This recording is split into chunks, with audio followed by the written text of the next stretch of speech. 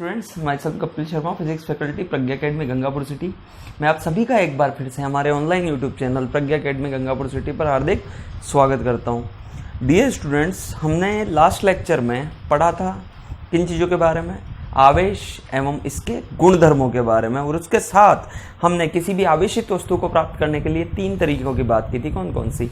चालन, घर्षण और प्रेरण। ठीक है, इससे आगे की चर्चा आज हम करेंगे। तो ये कि 11वीं क्लास में हमने एक चैप्टर पढ़ा था, क्या? गुरुत्वाकर्षण। उस गुरुत्वाकर्षण में हमने 2 बिंदु द्रव्यमानों के मध्य जो r दूरी पर स्थित हैं, कौन? 2 द्रव्यमान जो r दूरी पर स्थित हैं, और कौन से द्रव्यमान? बिंदु द्रव्यमान। तो उनके मध्य एक आकर्षण बल लगता है, उसे बोला था क्या? गुरुत्वाकर्षण बल। वो कितना था? Gm1m2/r²। इसी तरीके का यहाँ पर, अच्छा वो कौन किसका नियम था? न्यूटन का गुरुत्व का आकर्षण नियम। ठीक है, इसी तरीके का एक नियम अपन पढ़ते हैं जो केवल किसके लिए है? बिंदु आवेशों के लिए। जैसे वो बिंदु द्रव्यमानों के लिए था, वैसे ये किसके लिए है? बिंदु आवेशों के लिए। चलो वो नियम क्या है उसकी अपन बात करते हैं। वो है कूलॉम का नियम।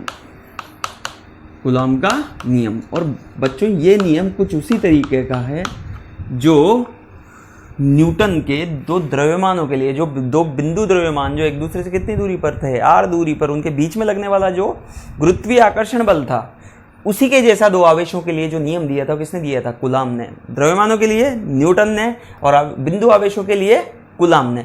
और कूलॉम ने क्या बोला कि मान लो कोई 2 आवेश हैं, बिंदु आवेश, एक दूसरे से कितनी दूरी पर हैं? r दूरी पर। तो उसने क्या बोला कूलॉम ने कि कूलॉम के नियम के अनुसार जब 2 बिंदु आवेश एक दूसरे से r दूरी पर होते हैं तो उनके मध्य लगने वाला स्थिर वैद्युतिकी बल का मापांक, ध्यान से सुनना, मैं मापांक की बात कर रहा हूं। मापांक, दिशा की बात बाद में करेंगे। ठीक है, मापांक समानुपाती होता है दोनों आवेशों के गुणनफल के। दोनों आवेशों के गुणनफल के। समझ गए होंगे आप लोग। जैसे 2 न्यूटन के नियम में क्या था? m1 m2, यहां पे क्या आ जाएगा? q1 q2। दूसरा, ये जो स्थिर वैद्युतिकी बल है जो 2 आवेशों के मध्य लग रहा है, वो व्युत्क्रमानुपाती होता है 1/r² के। ठीक है, तो कूलॉम के नियमानुसार 2 आवेश जब एक दूसरे से r दूरी पर हैं तो इनके मध्य लगने वाला इनके मध्य लगने वाला स्थिर वैद्युतिकी बल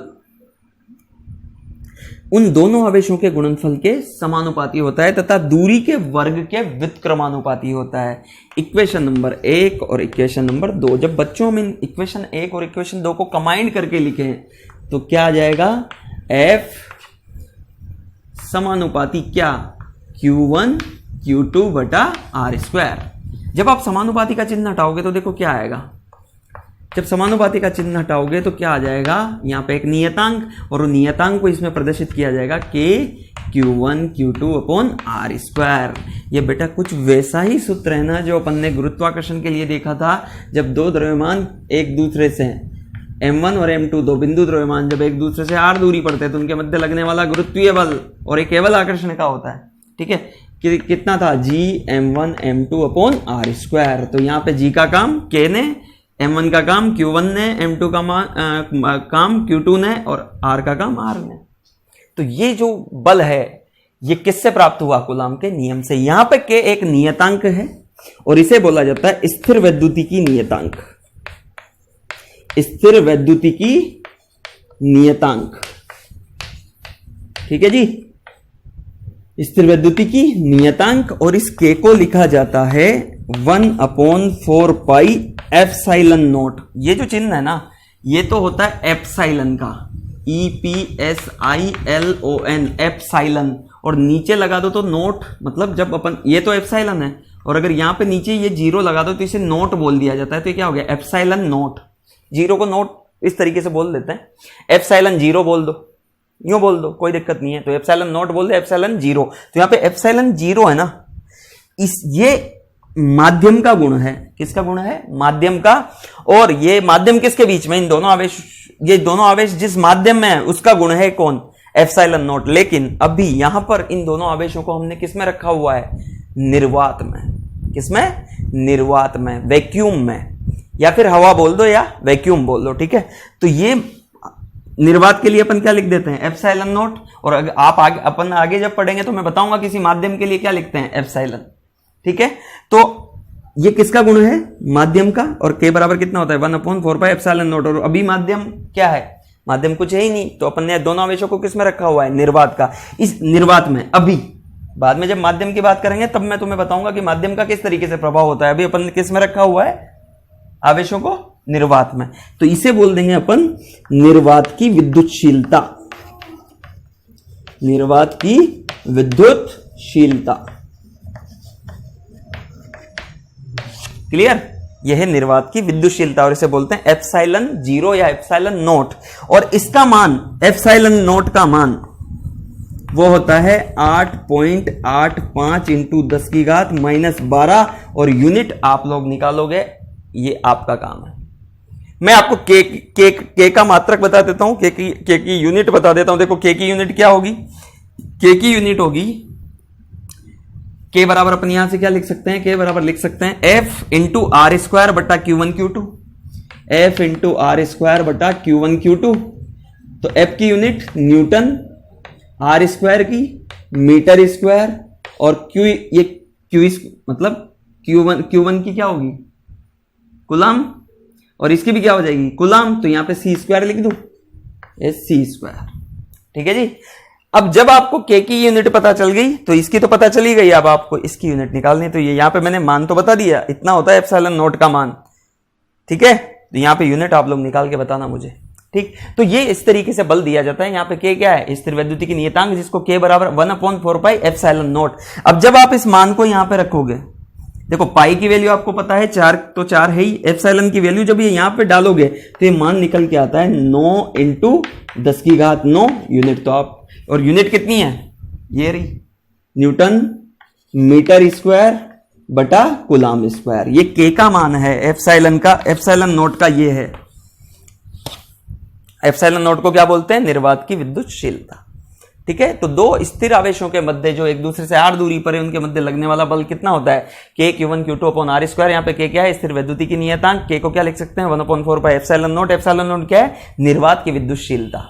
और अगर निर्वात की जगह माध्यम रखेंगे उसकी बात अपन बाद में करेंगे। माध्यम का क्या प्रभाव होता है इस बल पर, तो वो अपन बाद में बात करेंगे। अभी मैंने आवेशों को किस में रखा हुआ है? निर्वात में। तो अभी मैंने निर्वात की विद्युतशीलता लिख दी। ठीक है, चलो, और मात्रक आप लोगों को पता करना है।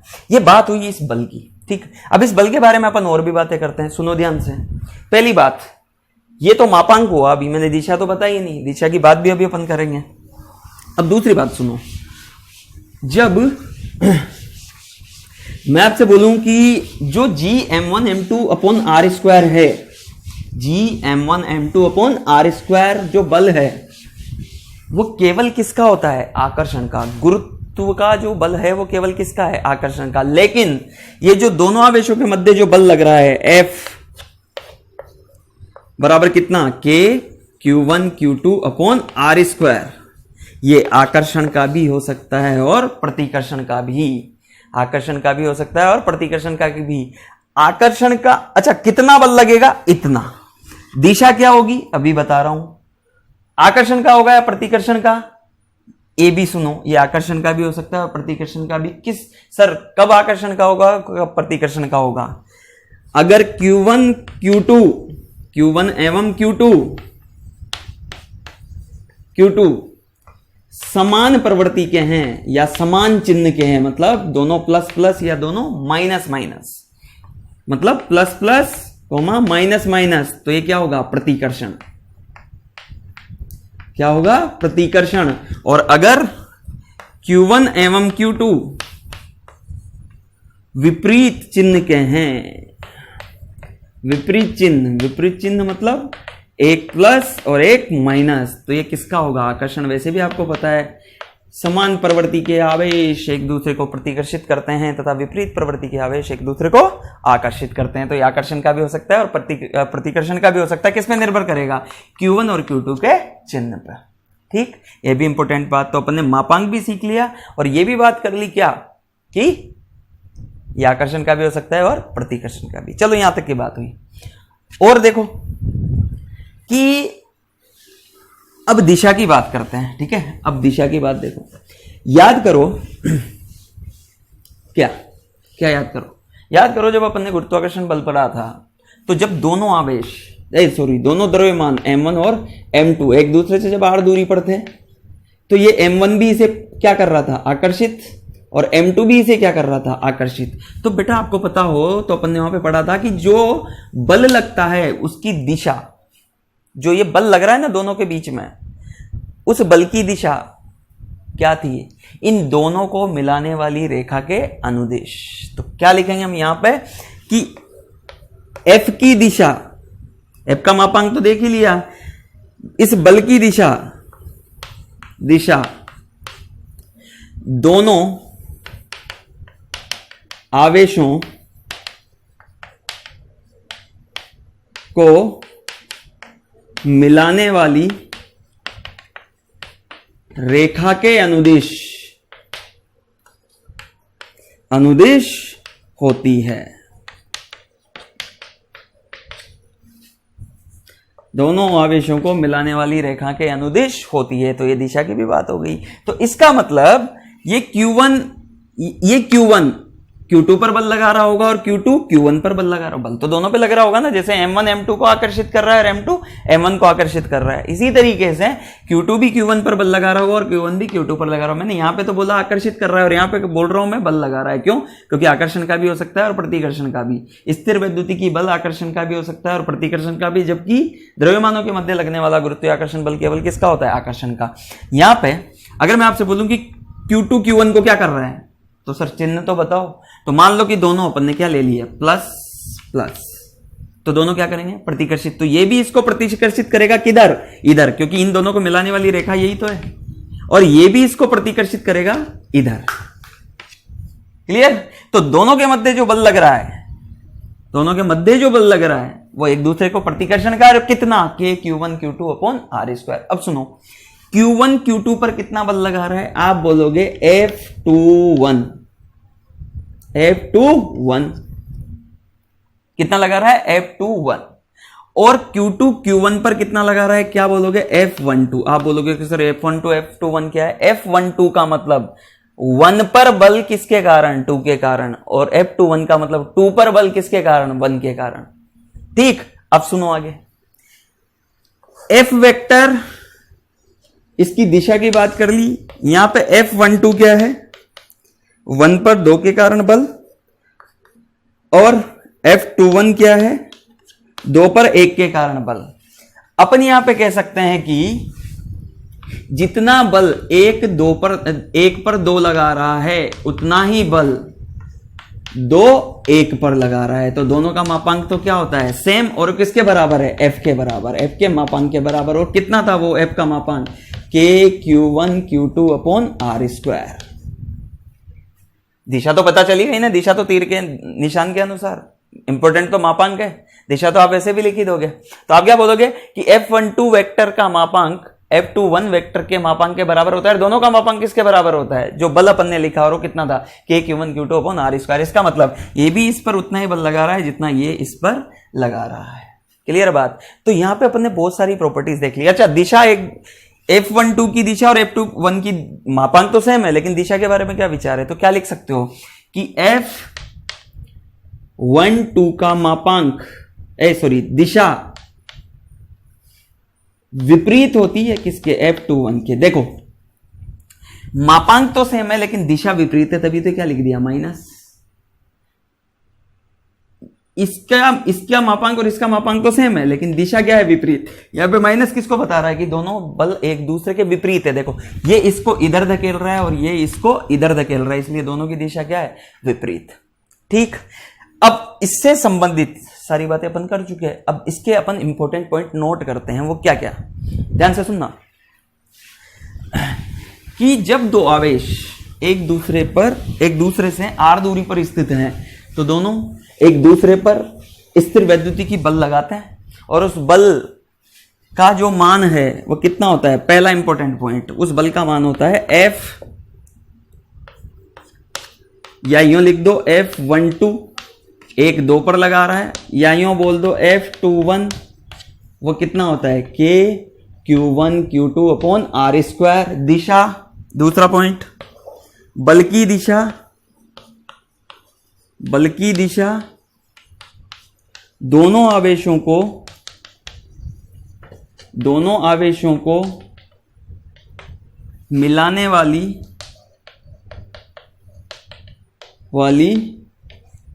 रेखा के अनुदिश होती है। रेखा के अनुदिश होती है, पहली बात। ये दूसरा पॉइंट। तीसरा पॉइंट, उपरोक्त बल आकर्षण का भी हो सकता है, आकर्षण एवं या प्रतिकर्षण, आकर्षण या प्रतिकर्षण दोनों का संभव है।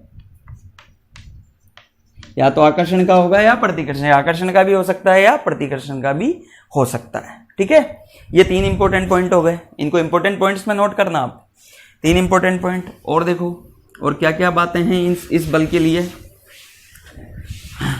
इस बल के लिए और इंपॉर्टेंट बात याद करो। आप पूरा गुरुत्वीय बल को याद कर दो GM1 m2/r² के लिए। उसके लिए चौथा इंपॉर्टेंट पॉइंट, वो किसके लिए नियम था? बिंदु द्रव्यमानों के लिए। यहाँ पे ये किसके लिए हो जाएगा? बिंदु आवेशों के लिए। बेटा बिंदु आवेश का मतलब तुम्हें समझाता हूं। जो बिंदु द्रव्यमान है उसे क्या दे दो? आवेश। बिंदु द्रव्यमान को क्या दे दिया? आवेश। तो क्या बन गया? बिंदु आवेश। और आपको यह भी पता है कि द्रव्यमान के बिना आवेश संभव नहीं है। अगर मैं बोल रहा हूं किसी वस्तु पर कुछ आवेश है, इसका मतलब उसका द्रव्यमान तो है ही। तो अपन ने क्या किया कि एक बिंदु द्रव्यमान लिया जो पहले उदासीन था, उस पर क्या रख दिया? कुछ आवेश। जैसे कि कौन? इलेक्ट्रॉन। इलेक्ट्रॉन को आप पार्टिकल या कण समझ सकते हो। उस कण पर आवेश होता है ना, इलेक्ट्रॉन का द्रव्यमान होता है कितना? 9.1 × 10⁻31 किलोग्राम। और उस पर आवेश होता है 1.6 × 10⁻19 कूलाम। तो एक इलेक्ट्रॉन को अपन बिंदु द्रव्यमान मान के चल सकते हैं। ठीक है, तो ये किसके लिए किसके लिए मान्य है? तो उपरोक्त बल मतलब कौन सा बल? स्थिर वैद्युतिकी बल, या दो स्थिर आवेशों के मध्य लगने वाला बल। उपरोक्त बल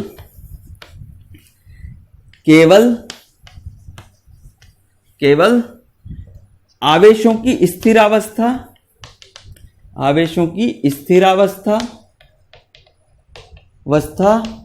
एवं बिंदु आवेशों हेतु संभव है। बिंदु आवेशों हेतु संभव है।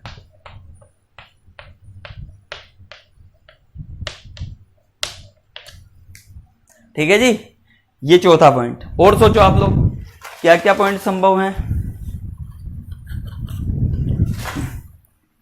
5वां पॉइंट बताओ जल्दी।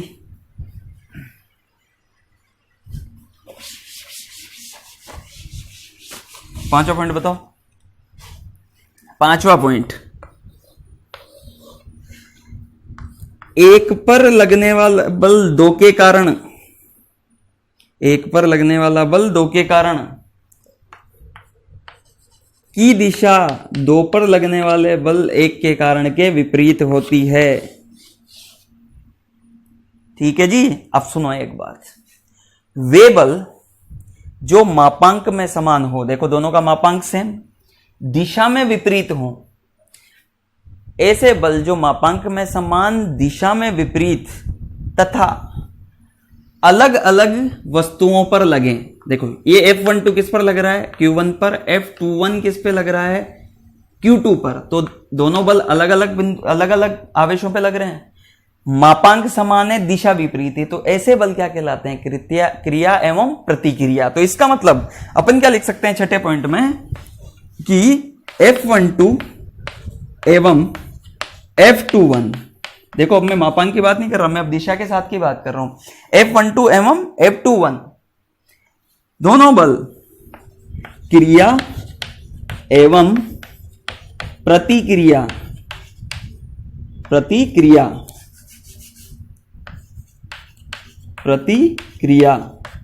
का जोड़ा है। किन्हीं भी दो फोर्सेस के लिए एक्शन रिएक्शन या क्रिया प्रतिक्रिया का जोड़ा होने के लिए आवश्यक शर्तें क्या है? कि दोनों का मापांक समान, दिशा विपरीत और दोनों अलग अलग वस्तुओं पर लगे हैं। क्लियर बात? चलो, और एक दूसरे के क्या होने चाहिए? विपरीत। तो ये क्या है? क्रिया एवं प्रतिक्रिया का जोड़ा। इसका मतलब ये दोनों प्रक्रिया और प्रतिक्रिया का जोड़ा है। भाई इसने इस पर बल लगाया तभी तो इसने इस पर लगाया, तो क्रिया प्रतिक्रिया हो गई। लेकिन हाँ, आवश्यक शर्तें आपको पता होनी चाहिए। सातवां पॉइंट, सातवें पॉइंट को क्या बोल सकते हैं अपन? 6 पॉइंट हो गए ना। सातवां पॉइंट देखो, सातवें पॉइंट में अभी मैंने आपको एक इक्वेशन लिख के बताई कि सातवां पॉइंट F12 1 पर 2 के कारण बल बराबर कितना है? -F21। अब मैं दिशा सहित लिख रहा हूं क्योंकि अगर ये दिशा प्लस है तो ये क्या हो गई? माइनस। मतलब इसका विपरीत हो गया ना ये, तभी तो माइनस आया। तो अपन इसे अगर लिखें तो क्या लिख सकते हैं? F12 plus F21। बेटा ये क्या चीज है? बराबर कितना? 0। ये क्या चीज है? ये है इस पूरे निकाय पर लगने वाला बल। देखो मान लो मैं Q1 और Q2 को एक निकाय मानूं, ऐसा अपन ने वहां पे भी किया था M1 M2 का, इसको एक निकाय मानूं तो इस निकाय पर कुल कितना बल लग रहा है? तो F12 प्लस F21 का सदिश योग करना पड़ेगा। जब आप सदिश योग कर रहे हो तो सदिश योग किसके बराबर आ रहा है? 0 के, यहां से। तो इसका मतलब इस निकाय पर कुल बल कितना है? 0। और आपको पता है कि यदि किसी निकाय पर कुल बल 0 हो तो उसका संवेग संरक्षित रहता है। तो यहां पे जो सातवां पॉइंट है वो इंपॉर्टेंट पॉइंट इसलिए है कि ये 0 है एवं जिस निकाय पर कुल बल 0 हो उसका संवेग संरक्षित रहेगा। तो संवेग संरक्षित रहेगा। इसके भी अपन न्यूमेरिकल्स करेंगे, इससे रिलेटेड मैं तुम्हें न्यूमेरिकल्स करवाऊंगा कि इस तरीके से संवेग संरक्षित रहेगा। क्लियर बात? ऐसे सवाल अपन M1 M2 वाले में भी कर चुके हैं। और देखो आप आगे, ये सातवां पॉइंट हुआ। आठवां पॉइंट ये है, इसे मैं मिटा रहा हूं कि गुरुत्वीय बल की भांति, आठवां पॉइंट, गुरुत्वाकर्षण बल जो था Gm1 M2 upon R square, उसकी भांति KQ1 Q2 upon R square भी एक संरक्षी बल है। तो स्थिर वैद्युतिकी बल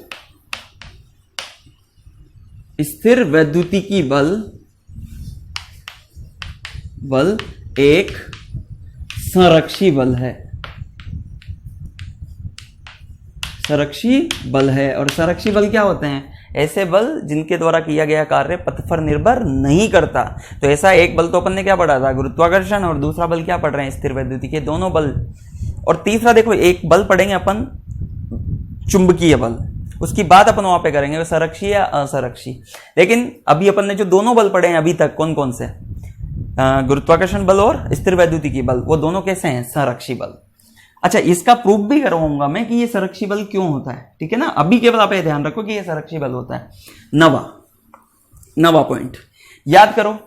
मान लो M1 M2 दो द्रव्यमान थे, उनके मध्य यदि F बल लग रहा है और उनके पास में यदि तीसरा द्रव्यमान M3 रख दिया जाए, तो बताओ उन दोनों के मध्य जो बल पहले लग रहा था F, उसमें कुछ चेंज आएगा क्या?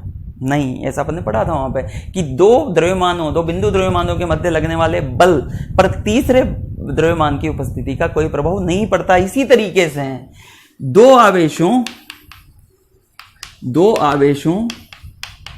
के मध्य लगने वाले स्थिर वैद्युतिकी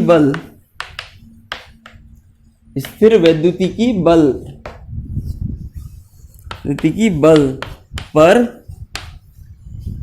अन्य आवेश की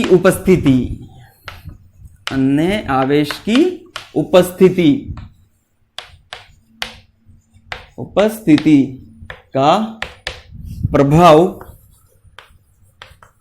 नहीं पड़ता। क्लियर बात? अन्य आवेश की उपस्थिति का प्रभाव नहीं पड़ता। मैं इसको ऐसे भी समझाता हूं तुम्हें। मान लो द्रव्यमान, ये आवेश है Q1, ये आवेश है Q2। मान लो इनके बीच की दूरी है R1, तो इनके बीच में कितना बल लगेगा? F equal to K Q1 Q2 upon R square. ठीक है जी? ओके। अब मान लो बेटा यहां पे मैं Q3 रख दूं। Q3 रखोगे तो क्या होगा? Q3 रखोगे तो मान लो इन दोनों के बीच की दूरी कितनी है? R2। इन दोनों के बीच में कितना बल लगेगा? K Q1 Q3 बटा R2²। अब एक बात बताओ, जब ये नहीं था Q3 तब इन दोनों के बीच में कितना बल लग रहा था? इतना। जब ये आ गया तो इन दोनों के बीच में भी कितना बल लग रहा है? अभी भी इतना। तो इसका मतलब इन दोनों के बीच में लगने वाला बल का इस आवेश की उपस्थिति का कोई प्रभाव नहीं पड़ता। इसी तरीके से इन दोनों के बीच में जो बल लग रहा है, इन दोनों के बीच में जो बल लग रहा है उसका इस Q2 की उपस्थिति का कोई प्रभाव नहीं पड़ता। इवन ये भी बोल सकते हो कि इन दोनों के बीच में जो बल लग रहा है, मान लो इस दूरी को अपन क्या बोलते हैं? R3। तो यहां पे क्या लिख दोगे? K Q2 Q3 upon R3²। तो इस बल पर इसकी उपस्थिति का प्रभाव नहीं पड़ेगा। अब देखो प्रभाव किस पे पड़ेगा बेटा? जब ये नहीं था तो इन केवल यही तो इस पर बल लगा रहा था, ये वाला इस पर बल अकेला ही तो लगा रहा था जब ये Q3 नहीं था। अब अगर ये Q3 पे आ गया तो ये भी बल लगा देगा। इसका मतलब इस पर कुल बल बदलेगा, लेकिन इन दोनों के बीच में या इन दोनों के बीच में लगने वाला बल नहीं बदलेगा। इस पर क्या बदला? कुल बल। इस पर भी क्या बदला? कुल बल। या किस पर भी क्या बदला? कुल बल। तो आप क्या बोल सकते हो कि किसी आवेश पर कुल बल बदल सकता है, लेकिन दो आवेशों के मध्य लगने वाला बल, स्थिर वैद्युति के बल, अन्य आवेशों की उपस्थिति से अप्रभावी रहता है। यहां पे यूं लिख देते हैं अपन क्या, कि किसी आवेश पर लगने वाला कुल बल बदल सकता है, लेकिन दो आवेशों के मध्य देखो, इस पर ये भी बल लगा रहा है और अब ये भी लगा रहा है, इसलिए कुल बल तो मतलब इसका कुछ रिजल्टेंट आएगा, इन दोनों का सदिश योग करके जो निकालेंगे वो आएगा।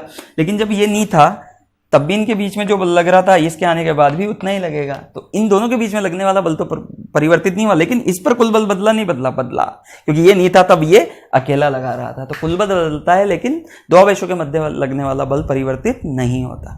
ठीक है, ओके। 9 पॉइंट्स, 10 पॉइंट क्या है? 10वां बिंदु। 10 पॉइंट अपन क्या लिख सकते हैं? 10 पॉइंट को, अच्छा मैंने यहां पे बात की माध्यम की। शुरू में मैंने क्या बोला था तुम्हें कि जो बल लग रहा है ना, वो बल क्या है? K Q1 Q2 upon R²। तो इसे क्या लिख सकते हैं अपन? 1/4 पाई एप्सिलॉन नॉट, इस K को लिखा था ना ऐसा, into Q1 Q2 upon R²। ठीक है जी। अब आप एक बात बताओ मुझे, ये एप्सिलॉन किसका गुण है? माध्यम का। चूंकि यहां पे नोट आ रहा है, इसका मतलब अभी किस में रखे हुए हैं? निर्वात में। निर्वात में जब आवेश रखे हो ना तो इसे एप्सिलॉन 0 ही लिखते हैं, और माध्यम आ जाए तो उसकी बात मैं तुम्हें बता दूंगा। अभी केवल इतना सा जान लो कि इसकी जगह फिर एप्सिलॉन आता है, एप्सिलॉन नोट नहीं आता। अभी अपन ने आवेशों को किसमें माना हुआ है? निर्वात में। ठीक है ना। तो यूं बोल सकते हैं कि अगर माध्यम बदल जाएगा तो ये बदलेगा नहीं? बदलेगा, बिल्कुल बदलेगा, क्योंकि ये किसका गुण है? ये जो पद आ रहा है ये किसका गुण है? किसका गुण है? माध्यम का। अभी अपन ने माध्यम क्या माना हुआ है? निर्वात। इसका मतलब वहां पे कोई माध्यम ही नहीं है। तो इसका मतलब क्या ये बल माध्यम पे निर्भर करता है? हाँ, उपरोक्त बल माध्यम की उपस्थिति पर निर्भर करता है। मतलब सिंपल सी बात कि यदि आप दो आवेशों को r दूरी पर हवा में रखो, ठीक, तो मान लो कि F बल लग रहा है, और उन्हीं दोनों आवेशों को पानी में रख दो, तो यदि बल F डैश लग रहा है तो F डैश F से अलग है। क्या बोला मैंने? फिर सुनो। यदि दो आवेशों को हवा में रखो तो मान लो F बल लग रहा है, और उन्हीं दोनों आवेशों को यदि आप पानी में ले जाओ तो बताओ वो बल F ही रहेगा या बदल गया होगा? बदल गया होगा, क्योंकि वो माध्यम पर निर्भर करता है, जिसकी मैं आपको बात में डिटेल में बताऊंगा। अपन एक टॉपिक पढ़ेंगे कि माध्यम का इस बल पर प्रभाव, वो अलग से टॉपिक पढ़ेंगे। आप अभी ये ध्यान रखो कि इस बल पर माध्यम का प्रभाव पड़ता है। अगर मैं आपसे पूछूं एक सिंपल सी लॉजिकल बात, याद है ग्रेविटेशन बल Gm1 m2 अपॉन R², इस पर क्या माध्यम की उपस्थिति का प्रभाव पड़ता था क्या? नहीं। आप दो द्रव्यमानों को भले ही हवा में रखो या पानी में रखो तो ये बल इतना ही रहेगा, उस पर कोई बल का प्रभाव नहीं पड़ेगा। ठीक है ना। किसी भी बल का माध्यम का प्रभाव नहीं पड़ेगा। तो गुरुत्वाकर्षण बल पर माध्यम का प्रभाव नहीं पड़ता, लेकिन स्थिर वैद्युतिकी बल पर माध्यम का प्रभाव पड़ता है। ठीक, ये 10 पॉइंट। 11 पॉइंट देखो। तो 11वां पॉइंट क्या है कि अगर अपन दो आवेशों के मध्य लगने वाले, देखें जैसे मान लो ये दो बिंदु आवेश हैं Q1 और Q2। अब इनका कुछ द्रव्यमान भी तो होगा, वो द्रव्यमान कितना है m1 m2। अगर अपन इनमें तुलना करें किसकी, F गुरुत्व, तो गुरुत्व लिखोगे तो क्या लिख दोगे, G m1 m2 upon r square. और यदि स्थिर विद्युत लिखोगे तो क्या लिखोगे, स्थिर विद्युत K Q1 Q2 upon r square. तो आप क्या बोल दोगे कि साहब इन दोनों में से ज्यादा शक्ति, अच्छा ये बल किसके कारण, द्रव्यमानों के कारण, ये बल किसके कारण, आवेशों के कारण, ठीक है ना। ये बल किसके कारण, द्रव्यमानों के कारण, ये बल किसके कारण, आवेशों के कारण। आप G का मान कितना लिखते हो, 6.6 × 10⁻⁻11 और K का मान 9 × 10⁹ यूनिट्स में, प्रॉपर यूनिट्स में। तो बेटा ज्यादा बड़ा कौन है, K ज्यादा शक्तिशाली है ना। इसका मतलब स्थिर वैद्युति के बल ज्यादा शक्तिशाली होता है किसके तुलना में, गुरुत्वीय बल की तुलना में। क्या बोला मैंने, दो द्रव्यमानों के मध्य लगने वाले गुरुत्वाकर्षण बल की तुलना में जब अपन तुलना करें तो उनकी तुलना में स्थिर वैद्युति की बल ज्यादा शक्तिशाली होता है। तो ज्यादा शक्तिशाली फोर्स कौन है, स्थिर वैद्युति के बल। आप इलेक्ट्रॉनों के लिए तुलना करके देख लेना, इलेक्ट्रॉनों का आपको द्रव्यमान पता है, तो यहाँ पे द्रव्यमान रख के, जी का मान रख के, और मान लो दोनों को आर दूरी कुछ भी ले लो, 1 मीटर की दूरी ले लेना, यहाँ पे 1 और यहाँ पे भी 1 रख दो, फिर दोनों जगह आर सेम ही रखना है, आर बदल दो, और आपको इलेक्ट्रॉन का आवेश भी पता है। तो इन दोनों में तुलना करके देख लेना ज्यादा शक्तिशाली कौन आएगा, स्थिर वैद्युति की बल। तो स्थिर वैद्युति की बल गुरुत्वीय बल की तुलना में ज्यादा शक्तिशाली होता है। क्लियर बात बेटा। अपनी प्रकृति में 3 तरीके के बल पाए जाते हैं, जिससे एक तो विद्युत चुंबकीय बल, एक नाभिकीय बल और एक गुरुत्वीय बल। इनमें सबसे ज्यादा शक्तिशाली होता है कौन सा, नाभिकीय बल। क्योंकि नाभिकीय बल अल्प दूरी तक ही काम करता है, ज्यादा दूरी तक काम नहीं करता। इसलिए अगर अपन अल्प दूरियों में क्या करें, अल्प दूरियों तक सीमित रहकर यदि तीनों में तुलना करें, किसमें, विद्युत चुंबकीय बल में या और गुरुत्वीय बल में और नाभिकीय बल में, तो सबसे ज्यादा शक्तिशाली तो होता है कौन, नाभिकीय बल। और चूंकि उसका क्या है, वो केवल अल्प दूरी तक ही काम कर रहा है, इसलिए उसको अपन ज्यादा कंसिडर नहीं करते, ठीक है ना, ज्यादा अपनी पढ़ाई में काम नहीं आता। लेकिन आप जब नाभिकीय दूरियों पर जाओगे तो नाभिकीय बल काम आता है, ऐसा अपने आगे जाके अपन पढ़ेंगे इसी फिजिक्स में। तो लेकिन अभी अगर अपन इन दोनों की तुलना करें, अच्छा ज्यादा शक्तिशाली तो कौन है, नाभिकीय बल, उसकी तो बात यहाँ पे हो नहीं रही। अगर इन दोनों में तुलना करो तो ज्यादा शक्तिशाली बल कौन, स्थिर वैद्युतिकी बल, ठीक है ना। और आगे आप देखोगे मैंने विद्युत चुंबकीय बल बोला, क्यों बोला, क्योंकि इलेक्ट्रोमैग्नेटिक, इलेक्ट्रिक फोर्स तो यहाँ पढ़ ही रहे हैं, ऐसा ही आगे आएगा एक मैग्नेटिक फोर्स। तो विद्युत चुंबकीय बल कुल मिला के इन दोनों को बोला जाता है विद्युत चुंबकीय बल। क्योंकि यहाँ पे अपन केवल विद्युत बल पढ़ रहे हैं, इसलिए मैं बात केवल विद्युत बल की कर रहा हूँ, ठीक है ना। ये एक और बात देखो, ये गुरुत्वीय बल भी व्युत्क्रमानुपाती है आर स्क्वायर के, और स्थिर विद्युत बल भी क्या है, आर स्क्वायर के व्युत्क्रमानुपाती। ऐसे बल जो दूरी के वर्ग के व्युत्क्रमानुपाती होते हैं, वो किस नियम का पालन करते हैं, वो वर्ग व्युत्क्रम नियम का पालन करते हैं। तो गुरुत्वीय बल भी किसका पालन कर रहे हैं, वर्ग व्युत्क्रम नियम का, इनवर्स स्क्वायर लॉ बोला जाता है इसे। और स्थिर वैद्युतिकी बल भी किसका पालन कर रहा है, वर्ग व्युत्क्रम नियम का, ठीक है। ये इस बल से संबंधित कुछ महत्वपूर्ण बिंदु थे, और ये सारी चीजें आप लोग नोट करना, पढ़ना, और भी बीच बीच में जो बातें आते रहेगी अपन उनकी डिटेल में एनालिसिस करेंगे। Thank you.